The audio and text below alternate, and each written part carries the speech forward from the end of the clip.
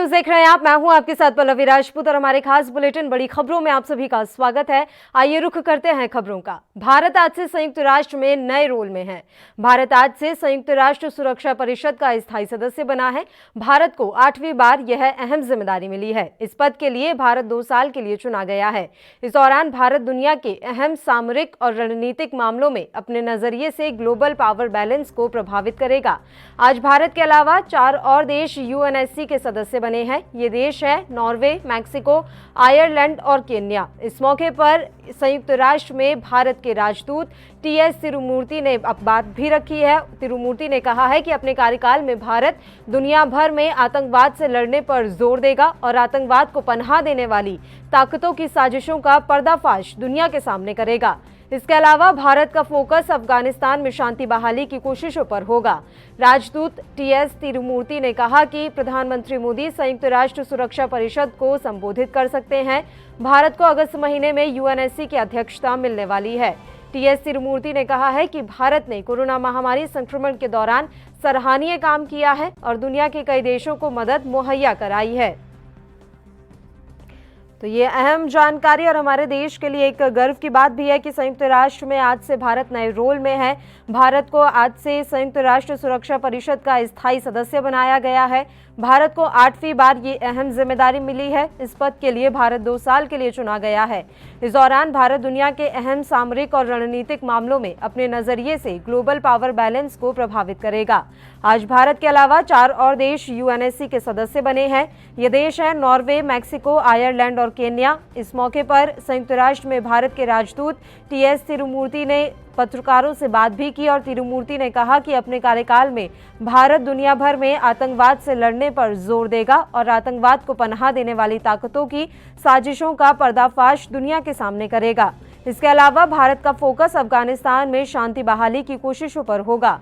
राजदूत टीएस तिरुमूर्ति ने कहा कि प्रधानमंत्री मोदी संयुक्त राष्ट्र सुरक्षा परिषद को संबोधित कर सकते हैं।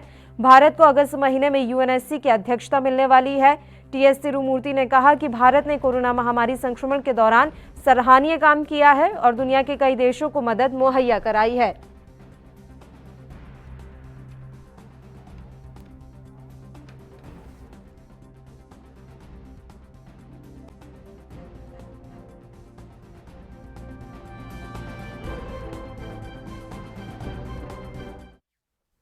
और इस मसले पर चर्चा के लिए इस समय 2 मेहमान हमारे साथ जुड़ गए हैं। आरबी उपाध्याय जी, जो कि वरिष्ठ पत्रकार भी हैं। इसके अलावा वो राजनीति में भी अच्छी खासी दिलचस्पी रखते हैं, राजनीतिक विश्लेषक हैं। भारतीय जनता पार्टी से अवधेश जी भी इस समय लाइव हमारे साथ जुड़ गए हैं। दोनों मेहमानों का बहुत बहुत स्वागत है एएनबी न्यूज पर। अवधेश जी, पहले आपका रुख करना चाहूंगी। एक बड़ी खबर जैसा कि आज मिली है कि ठीक है, कोरोना की वैक्सीन तो आ ही रही है, ये बहुत अच्छी बात है। इसके अलावा भारत आज से संयुक्त राष्ट्र में भी एक अहम रोल रखेगा। स्थायी सदस्य 2 साल के लिए बनाया गया है। किस तरह से देख रहे हैं आप इन तमाम चीजों को?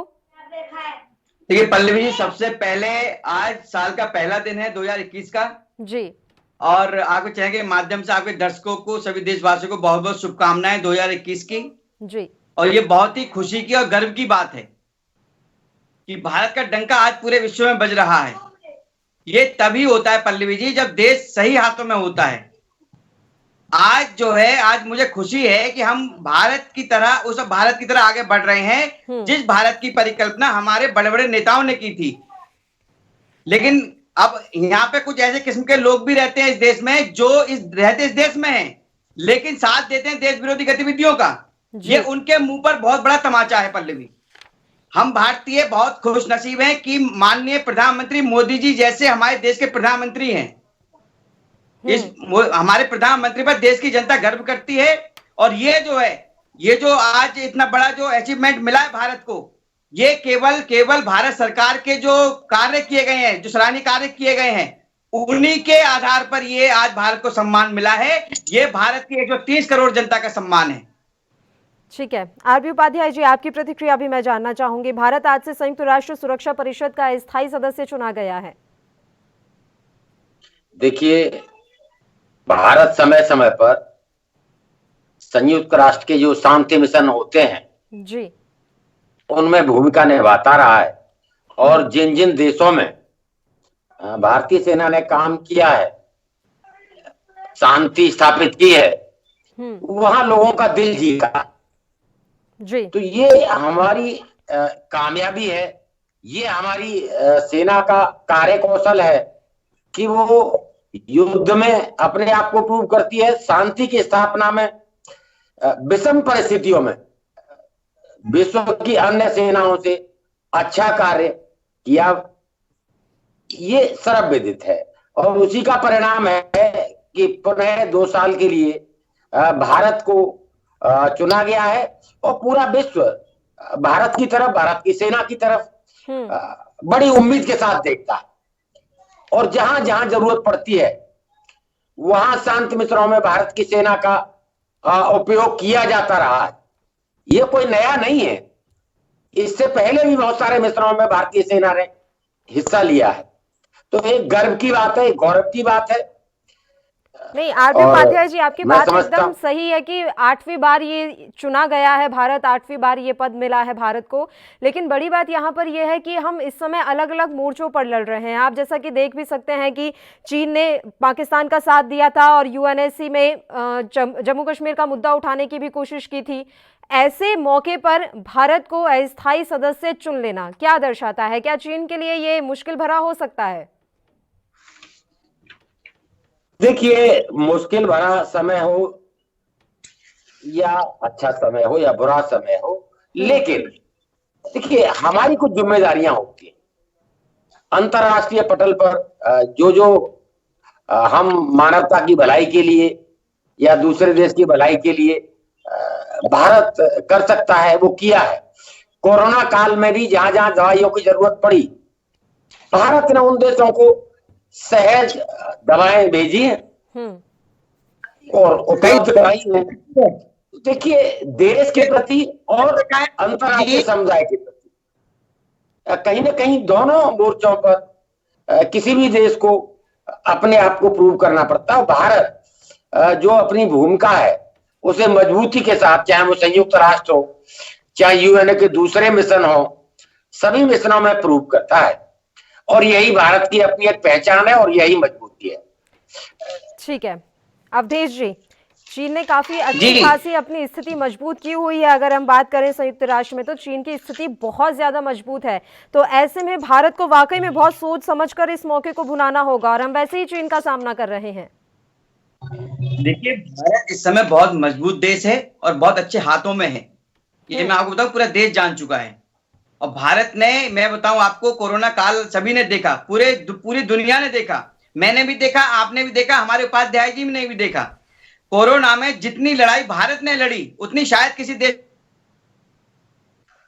और कई देशों को हमारे देश ने सहायता भी की है। और देखना आने वाले समय में वैक्सीन में हमारे मतलब भारत ही सबसे पहले भारत ही बनाएगा वैक्सीन भी, जो कि और देशों को देगा। ये सब देखते हुए भारत ऐसा मजबूत होने जा रहा है कि जितने भी विपक्षी हैं, मैं 2 लाइन कहना चाहूंगा आपसे कि इंकलाब गाने वाले, पहले मैं शायद आपको बोला होगा, इंकलाब गाने वाले श्रृंगार नहीं गाया करते पल्लवी जी, मानचित्र फड़काने से भूचाल नहीं आया करते। और मोदी जैसा लाल हजारों सालों में पैदा होता है और नायक है ये सकल विश्व का दुश्मन बैठा रोता है। आगे आगे देखते रहिए, अब हमारा देश विश्व गुरु बनने जा रहा है, बहुत जल्दी बनेगा। लेकिन अभी तो हम अपने ही अलग अलग मोर्चों पर लड़ रहे हैं सर। खैर ये तो अलग चीजें हैं कि हम कैसे विश्व गुरु बनेंगे और कैसे तो क्या करेंगे। जो लड़ रहे हैं, मुद्दा ये है कि यूएनएससी में हमें अस्थायी सदस्य चुना गया है, तो इस मौके को किस तरह से देख रहे हैं? और चीन से हमारी लड़ाई अलग चल रही है, पाकिस्तान से तो सर्वविदित है हमारी लड़ाई, किस तरह से हालात पाकिस्तान ने खराब किए हुए हैं इस समय। तो इन तमाम मोर्चों पर जब हम लड़ रहे हैं और यूएनएससी में हमें अस्थायी सदस्य बनाया गया, तो भारत इस मौके को कैसे भुनाएगा? सवाल बड़ा ये है। देखिए पल्लवी जी, बनाएगा ऐसे, भारत इस समय अच्छी परिस्थिति में है और बहुत अच्छी जगह मिला है मौका। देखिए, आप देखते रहिए, चीन तो वैसे झुका हुआ है। चीन पहला वाला चीन को पता है कि पहला भारत नहीं है कि अंदर घुस के हम मार लेंगे। ये नया भारत है, ये मोदी जी द्वारा निर्मित नया भारत है, ये घर में घुस के मारने वाला भारत है। आपने देखा होगा पीछे जो चीन के साथ हुआ, ये पूरी दुनिया समझ चुकी है। ठीक है आरपी उपाध्याय जी, आपको काफी हंसी आ रही थी, मैं जान सकती हूँ क्या सोचकर और क्या सुनकर आपको इतनी हंसी आई? मैं, देखिए, जिस तरीके से वो कह रहे हैं कि भारत मजबूत है और घर में घुस के मारता है, शायद मित्र को ये नहीं पता, चाइना फिंगर 8 से फिंगर 4 पे आ गया है, यानी उसने घुसपैठ की है और आज भी उस पर काबिज है। उपाध्याय जी, जब गलवान घाटी में हुआ था, आपने देखा होगा, उनके घर में घुस के मारा है भारतीय सेना ने। लेकिन दुर्भाग्य इस देश का यह है कि इस देश में ऐसे लोग रहते हैं जो हमारी सेना पर सवाल उठाते हैं, सीना नापते हैं। देखिए भारतीय सेना, देखिए कोई भी देशवासी या कोई भी देश भारत की सेना के ऊपर कोई प्रश्न खड़ा नहीं करता है, लेकिन अगर प्रश्न खड़ा होता है तो कहीं ना कहीं सत्ताधारी दलों पर होता है। आपके कहने से देखिए दोनों चीजों का घालमेल नहीं हो सकता। सेना को किसी पार्टी के साथ, किसी पर्टिकुलर दल के साथ या सत्ता के साथ नहीं जोड़ा जा सकता। सेना इस देश की सेना है, मेरी भी सेना है, सारे देश की सेना है, सभी पॉलिटिकल पार्टियों की सेना है। लेकिन आज एक अजीब सा सिनेरियो क्रिएट हो गया है कि अगर आप किसी पार्टी पर्टिकुलर के विषय में कुछ बात करेंगे तो कह दिया जाता है कि भाई वो नहीं, भाई वो कहीं देशद्रोही है, या ये ठीक नहीं है। देखिए भारतीय सेना हर जंग को जीता है उसने। मुझे पता है कि जब बांग्लादेश बना तो बहुत सारा हिस्सा भारतीय सेना ने अपने कब्जे में ले लिया था, लेकिन जहां जरूरत होती है टेबल टॉक की तो टेबल पर हारता है। कहीं ना कहीं आप देखेंगे इतने सारे सैनिक थे, पाकिस्तान के बंधक बनाए थे और एक विश्व रिकॉर्ड है, और उसके बावजूद जब समझौता हुआ तो समझौता में हम कुछ नहीं कर पाए। उनके सैनिक वापस कर दिए, सब कुछ, उनका भूभाग वापस कर दिया। हम कश्मीर का मसला तक नहीं सुलझा पाए थे और ना हम वो चीजें ला पाए। तो कहीं ना कहीं आज भी सेना चेंज है। जी सर आप अपनी बात जारी रखिए, सुन रहे हैं हम। तो देखिए इन सब चीजों से ये कह देना कि नहीं हम घर में घुस के, देखिए चाइना जिस तरीके से घुसपैठ करता रहा है और आज भी कर रहा है, वो कल भी आंख दिखा रहा था, भारतीय जनता पार्टी सेना का सम्मान करती है। ये बात कल भी हम डिफेंस में थे और आज भी डिफेंस में है जी। चाइना के साथ हम अटैकिंग मोड में नहीं है। और देखिए चाइना को कहीं ना कहीं झुकाया जा सकता है। तिब्बत का मामला है, उस मसले को उठाकर, और भारत पूरी कोशिश करता है, जिस तरीके से भारत को घेरने की चाइना कोशिश करता है, तो जितना हमारे संसाधन है और जितनी हमारी कैपेसिटी है हम भी पूरी कोशिश करते हैं।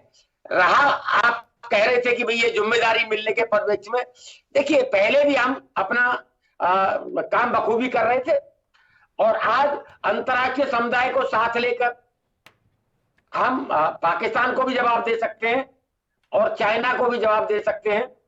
उसी में आप देखेंगे अभी साझा सैन्य अभ्यास, चाहे वो महासागर में है, तो वो एक मैसेज जाता है और अंतर्राष्ट्रीय समुदाय जब साथ होता है आपके, तो आपको कहीं ना कहीं मजबूती मिलती है। और चाइना का सेटबैक आज ये है कि वो विश्व पटल पर अकेला खड़ा है, बहुत ज्यादा देश उसके साथ नहीं खड़े हैं।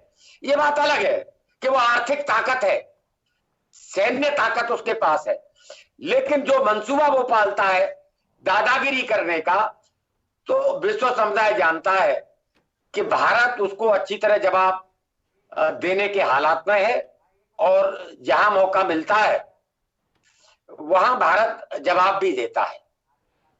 ठीक है सर, चाहे वो आपकी बात एकदम 100% सही है सर। वैसे ये जिम्मेदारी हमें पहले भी मिली है और जब जब जवाब देने की बात आई है तो भारत ने बखूबी जवाब भी दिया है। अब उम्मीद यही की जा सकती है कि अस्थायी सदस्य बनाया गया है तो जो आतंकवाद पर जोर देने की बात है वो काम भारत बखूबी तरीके से निभाए। आरबी उपाध्याय जी आपका बहुत बहुत शुक्रिया, आप तमाम चर्चा के लिए हमारे साथ जुड़े। आप लगातार हमारे साथ बने रहिए। अवधेश जी, तो आपको बता दें कि यूएनएससी में भारत को अस्थायी सदस्य 2 साल के लिए बनाया गया है और इसके बाद से अब तमाम उम्मीदें जागी हैं कि अब अपनी जो स्थिति है वो और ज्यादा भारत मजबूत कर लेगा। एक छोटे से ब्रेक के लिए बुलेटिन में रुक रहे हैं, फौरन हाजिर होंगे।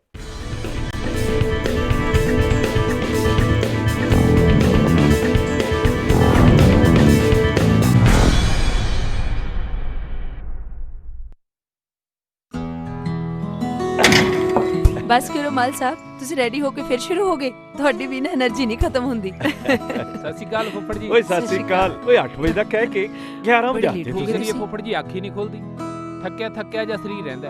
ਤੁਹਾਡੇ 'ਚ ਇਸ ਉਮਰੇ ਵੀ ਪੂਰੀ ਫੁਰਤੀ ਹੈ। ਓਏ ਮੇਰੀ ਫੁਰਤੀ ਦਾ ਰਾਜ਼ ਹੈ ਵੈਦਵਾਨ ਦਾ X+ ਮਰਦਾਨਾ ਕੋਰਸ। ਤੇ ਪਿਛਲੇ 30 ਵਰਿਆਂ ਤੋਂ ਇਹੀ ਹੈ ਮੇਰੀ ਸਿਹਤ ਦਾ ਰਾਜ਼। ਇਮਿਊਨਿਟੀ ਵਧਾਉਣ ਦੇ ਨਾਲ ਮਰਦਾਨਾ ਤਾਕਤ ਲਈ ਇਹੀ ਰਾਮਬਾਣ। ਚੁਸਤੀ ਫੁਰਤੀ ਤੇ ਜੋਸ਼ ਵਧਾਉਣ ਲਈ ਤੁਸੀਂ ਵੀ ਅੱਜ ਹੀ ਸ਼ੁਰੂ ਕਰੋ X+ मर्दाना कोर्स। सुन, कहाँ जा रहा है? मार्केट जाना होगा, बाहर सब खुला हुआ है। मास्क कहाँ है तेरा? मास्क इधर आ। लॉकडाउन खत्म हुआ है, कोरोना से लड़ाई खत्म नहीं हुई है। जब भी घर से बाहर निकलो तो मास्क पहन के निकलो। बार बार साबुन से हाथ धोते रहो या अल्कोहल के सैनिटाइजर से। जब भी किसी से बात करो, मार्केट में जाओ, कहीं भी जाओ, कम से कम 2 गज की दूरी रखो। खांसी हो, बुखार हो या सांस लेने में तकलीफ हो, तुरंत कोविड हेल्पलाइन नंबर 1075 या 8558893911 पर तुरंत कॉल करो। मास्क ना हो तो मास्क ना तो गमछा लपेट लो। गमछा। हाँ, शाबाश, अब जाओ। आप भी समझदारी दिखाइए, कोरोना को हराइए।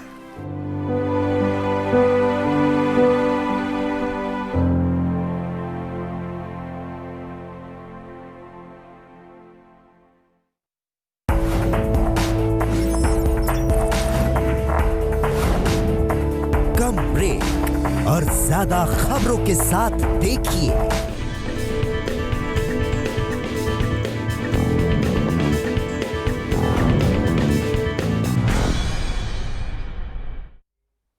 ब्रेक के बाद एक बार फिर से आप सभी का स्वागत है। बढ़ते हैं खबर की ओर। प्रधानमंत्री नरेंद्र मोदी का जलवा लगातार बरकरार है। विश्व के नेताओं की उनके कार्यकाल में स्वीकृति पर नजर रखने वाली डेटा फर्म के सर्वे ने पीएम मोदी को सबसे अधिक स्वीकार्य नेता बताया है।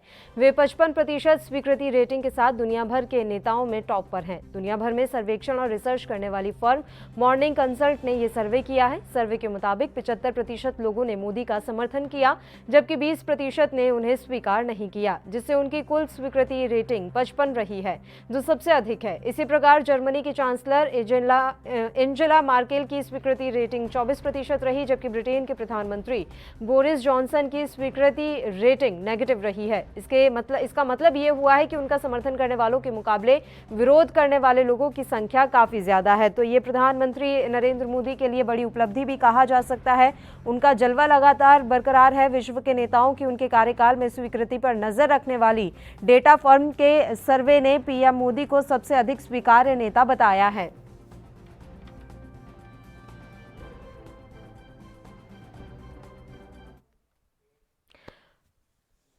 और इस मसले पर चर्चा के लिए अवधेश जी का रुख कर लेते हैं, वो लाइव हमारे साथ जुड़े हुए हैं। अवधेश जी, डेटा फर्म के सर्वे ने पीएम मोदी को सबसे अधिक स्वीकार्य नेता बताया है, किस तरह से देख रहे हैं? ये तो बताया, इससे तो साफ पता लग रहा है कि जलवा बरकरार है प्रधानमंत्री नरेंद्र मोदी का।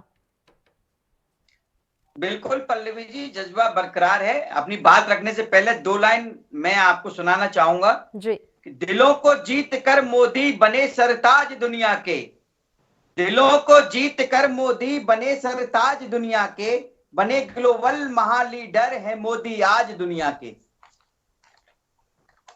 पल्लवी जी, आवाज आ रही है? आवाज आ रही है सर, बोलिए जी। तो मोदी जी का तो डंका पूरे विश्व में है। एक साइंस में कहावत है कि जिस तार में प्रतिरोध क्षमता ज्यादा होती है वो तार ज्यादा चमक बिखेरता है। उसी तरह से मोदी जी ने जो चमक बिखेरी हुई है, इस देश विश्व में बिखेरी हुई है जी। देश की जनता पूरे विश्व में 5% लोग पसंद करते हैं। वो इसलिए पसंद करते हैं क्योंकि जो उनकी नीति है, उनकी जो नीति है वो पूरे विश्व में सबसे अलग है। जी बिल्कुल, और इसी का ये नतीजा हम देख रहे हैं कि 55% स्वीकृति रेटिंग्स दुनिया भर के नेताओं में सबसे टॉप पर है पीएम मोदी। तो क्या लग रहा है जो विरोधी हैं उनका तो फिर आज मुंह बंद हो गया होगा या फिर ये सर्वे भी नकार दिया जाएगा? विरोधियों का तो मुंह बंद 6 साल पहले हो गया था, 2014 में जी। और 2014 के बाद फिर 2019 में हो गया दोबारा। लेकिन अब क्या है, उनके मुंह पर जो टेप लगा हुआ था वो बार बार छूट जाता है, बार बार चिपक जाता है। उनके पास कुछ बात तो बची नहीं है, तो वो केवल जो षड्यंत्र रचते हैं। ठीक है, अभी जैसे किसान आंदोलन चल रहा है, उसमें लोगों को भड़का रहे हैं, किसानों को। केवल ये लोग वही हैं जो केवल हमारे मोदी जी को बदनाम करने के लिए, भारतीय जनता पार्टी को बदनाम करने के लिए कुछ ना कुछ षड्यंत्र रचते रहते हैं। लेकिन विरोधियों के बस की कुछ नहीं है। इनका जो बोरिया बिस्तरा है वो बंद हो चुका है। जनता प्रेम करती है माननीय मोदी जी से, ठीक है, और उसका जो जवाब है 2019 में दिया, 2014 में दिया। और पल्लवी जी यदि बात करें हम, अभी विधानसभा चुनाव बिहार में हुए और जम्मू कश्मीर में हुए, उसका भी यही परिणाम है। ठीक है सर, हमारे साथ लखपत जी इस समय फोन लाइन पर जुड़ गए हैं, कांग्रेस के प्रवक्ता हैं लखपत जी। सर, आपसे मैं प्रतिक्रिया चाहूंगी। डेटा फर्म के सर्वे ने पीएम मोदी को सबसे अधिक स्वीकार्य नेता बताया है। दुनिया भर के नेताओं में सबसे टॉप पर रहे हैं पीएम मोदी, क्या कहना चाहेंगे इस पर? जी नमस्कार। माननीय प्रधानमंत्री जी डेटा फर्म के हिसाब से दुनिया में सर्वश्रेष्ठ लोकप्रिय नेता हैं, तो इसके लिए बहुत बहुत बधाई। हमारे लिए गर्व की बात है कि हमारे देश के प्रधानमंत्री सबसे लोकप्रिय। लेकिन इस पे सवाल यह है कि जो डेटा फर्म ने जो सर्वे किया वो हिंदुस्तान के 135 करोड़ लोगों में से केवल 2126 लोगों पे सर्वे किया है। और यदि ये सर्वे में 2-4 लोगों का ऊपर नीचे हो जाता तो जो 75% स्वीकार्य और 20% अस्वीकार्य लोगों ने किया, इस पे 55% माननीय प्रधानमंत्री जी को जो दिया गया है, उसका रेशियो अपने आप में बड़ा एक प्रकार से डाउटफुल है। हम ये नहीं कह रहे कि माननीय प्रधानमंत्री जी लोकप्रियता उनमें कोई कमी है, लेकिन महत्वपूर्ण यह है कि इस तरह के सर्वे में जहां 0.002% तक भी सर्वे नहीं जाता है, उस पर बहुत ज्यादा मैं नहीं समझता हूँ कि ऑथेंटिक है। लेकिन माननीय प्रधानमंत्री जी दुनिया से महत्वपूर्ण हिंदुस्तान के लिए कि यहाँ की बेरोजगारी से लेकर, यहाँ के किसानों से लेकर, यहाँ के युवाओं से लेकर, महिलाओं से लेकर जिन चीजों पे काम किया जाना चाहिए वो महत्वपूर्ण है। और आज आप देख रहे हैं कि देश की स्थिति में किस तरह से किसान आज सड़कों पे लगभग 40 से 45 किसान शहीद हो चुके हैं। शहीद किसान आंदोलन किस तरह से चल रहा है, बेरोजगारी हिंदुस्तान के इतिहास में सबसे ज्यादा है, महिलाएं सुरक्षित नहीं है। ये सवाल बहुत महत्वपूर्ण है कि जिस तरह से बेरोजगारी से लेकर, किसान से लेकर, युवा से लेकर और हमारी माता बहन तक देश के अंदर जो परिस्थितियां बननी है, उस पे मुझे लगता है कि इस रेटिंग से ज्यादा महत्वपूर्ण यह है कि प्रधानमंत्री देश के लिए महत्वपूर्ण कुछ काम करते हैं, वो ज्यादा महत्वपूर्ण होता है। ठीक है अवधेश जी, इस रेटिंग से ज्यादा इम्पोर्टेंट ये है कि वो देश के लिए कुछ काम कर दें, वो ज्यादा उनका दिखने में आएगा और दुनिया से ज्यादा वो देश के लिए इम्पोर्टेंट है। अवधेश जी, मेरी आवाज पहुंच रही है आप तक? जी अभी आई आवाज, पहले नहीं आई थी। लखपत जी कह रहे हैं कि इस रेटिंग से ज्यादा जरूरी ये है कि प्रधानमंत्री देश के लिए कुछ काम कर दें। किसान परेशान है, मजदूर परेशान है, इनको राहत दे दें तो ये रेटिंग भी उतना ही अच्छी लगेगी, लेकिन पहले उन्हें देश के लिए काम करना चाहिए। पल्लवी जी मैं बताऊं, लखपत जी जो बोल रहे हैं शायद उनको इस चीज का ज्ञान नहीं है कि जो काम पिछले 6 सालों में मोदी सरकार ने देश के लिए किया है वो पिछली किसी सरकार ने नहीं किया। ये आज मसीहा बन रहे हैं किसानों के, और इनके जो आका हैं राहुल गांधी, वो भाग गए इटली। ये कैसे हितैषी है भाई? वहां से क्या लेने गए? इटालियन पिज्जा लेके आओगे उन्हें खिलाने के लिए क्या? एक तरफ बनते हितैषी में खड़ा हूं, एक तरफ भाग गए छोड़ के, उन्हें बेसहारा छोड़कर। ये केवल अपने घर परिवार बचाने की लड़ाई लड़ रहे हैं विपक्ष। जितना भी महाठगबंधन गैंग है वो केवल अपने परिवारवाद, अपना घर, अपनी दुकानें जो बंद हो चुकी है उनको बचाने के लिए ये केवल षड्यंत्र रच रहे हैं कि किसी ना किसी तरह से मोदी जी को बदनाम किया जाए, भारतीय जनता पार्टी को बदनाम किया जाए। लेकिन देश की जनता पल्लवी जी सब जानती है, सब देख रही है कि कौन विकास करता है उनका और कौन ऊंच नीच की राजनीति कर राजनीतिक रोटियां सेकता है। ठीक है लखपत जी, आपकी कमेंट इस पर? देखिए, एक बहुत बड़ी दिक्कत इस देश के अंदर क्या हो गई है कि सरकारें फेल होती है तो विपक्ष पे आरोप लगाए जाते हैं। मैं समझ नहीं पाता ये भाजपा के लोग किस तरह की बातें कहते हैं। मेरे ज्ञान से ज्यादा महत्वपूर्ण ये है कि हम सवाल राहुल गांधी से कि प्रधानमंत्री नहीं है, माने हम भारत के एक प्रधानमंत्री पद एक संस्था है। इनको समझना पड़ेगा कि हम मोदी जी के दुश्मन नहीं, हम उस प्रधानमंत्री जो देश के प्रधानमंत्री मोदी जी है, हम उनसे नीतियों के बारे में बात करें। हमें भी गर्व की बात है कि हमारे प्रधानमंत्री रेटिंग में एक है, लेकिन हमें दुख इस बात का भी होगा कि देश के 23 PSU भेज देंगे। आज जिस तरह से देश में सबसे ज्यादा बेरोजगारी इतिहास में पहली बार है, हम उस पर प्रश्न उठाना चाहते। आज किसान सड़कों पे 45 से ज्यादा किसान शहीद हो चुके, हम उस पर सवाल पूछ रहे हैं। ये GDP आज किस -24% GDP चलेगी, इतिहास में पहली बार हुआ है। हम माननीय प्रधानमंत्री जी सवाल पूछते हैं तो इनको प्रॉब्लम हो जाती। ये इनको जरा होमवर्क करना चाहिए, समझना चाहिए ये देश का सवाल है, नीति का सवाल है। आपकी नीति नियत केवल चुनाव तक हो सकती है, सत्ता तक हो सकती है, लेकिन महत्वपूर्ण देश का संविधान, देश का तिरंगा, देश के लोग हैं। और इस देश के लोगों से ये देश का संविधान और इस देश का तिरंगा, इसकी रक्षा करना उस संस्था का ध्यान है, उस संस्था की जिम्मेदारी है जिसमें माननीय प्रधानमंत्री जी बैठते हैं। और हम इसका सवाल माननीय प्रधानमंत्री से पूछते हैं। हमने स्वागत किया कि रेटिंग, लेकिन इस रेटिंग में इनको शायद पता नहीं हो कि केवल 2136 लोगों का सर्वे हिंदुस्तान से किया है, और क्या 140, 35, 40 करोड़ लोगों का प्रोजेक्ट तो 2136 लोग करते हैं। पहले महत्वपूर्ण बात है। दूसरी बात, क्या महत्वपूर्ण ये नहीं कि देश के इतिहास में सबसे ज्यादा बेरोजगारी है? क्या आज किसान मानिए 60 डिग्री में सड़कों पे बैठे हुए? क्या ये महत्वपूर्ण नहीं है? क्या ये महत्वपूर्ण है कि आज अडानी और अंबानी का संपत्ति 4000 गुने से भी ज्यादा बढ़ गई? क्या ये महत्वपूर्ण नहीं है? दो व्यक्तियों के पीछे देश बेचा जा रहा है। क्या ये सत्य कोई छुपा हुई बात है? कितने पीएसयू खड़े कर दे प्रधानमंत्री देश के अंदर? कितने सरकार रोजगार दे दे? ये तो बताएंगे। ये सवाल माननीय प्रधानमंत्री से हम पूछते हैं, भाजपा के कोई प्रवक्ता से नहीं पूछे, हम उस संस्था से पूछे जिसका प्रतिनिधित्व माननीय प्रधानमंत्री जी के लिए समझना पड़ेगा। पहले ये भाजपा के जो लोग हैं, इन्हें पता नहीं होता क्या इन्हें बोलना है, क्या क्या इनसे पूछा जा रहा है। ये जब देखो राहुल गांधी, जब देखो कांग्रेस पार्टी, अरे कांग्रेस को जनता यदि नकार देगी तो आप भी नहीं बचा सकते, यदि जनता स्वीकार करेगी तो आप भी नहीं रोक सकते। राहुल गांधी जी विपक्ष के रूप में यदि सवाल सरकार से पूछ रहे हैं तो निश्चित रूप से सरकार को जवाब देना चाहिए, बजाय राहुल गांधी जी को गाली देने के, कांग्रेस को गाली देने के। उन्हें उस पर तथ्यात्मक जवाब देने चाहिए। और यदि हम झूठ बोले तो जनता देगी उन जवाबों को। आप जवाब देने के बजाय गाली देना शुरू कर देंगे। आप प्रियंका गांधी को गाली दे देंगे, नेहरू को गाली दे देंगे, आप राहुल गांधी को गाली दे देंगे, कांग्रेस को गाली दे देंगे, कहेंगे कांग्रेस वालों का ज्ञान नहीं। ये जो प्रवृत्ति और इनकी जो टेंडेंसी, इससे इनको दूर होना पड़ेगा। कमेंट अवधेश जी आपका, क्योंकि समय की कमी है हमारे पास काफी। जी बताइए पल्लवी जी।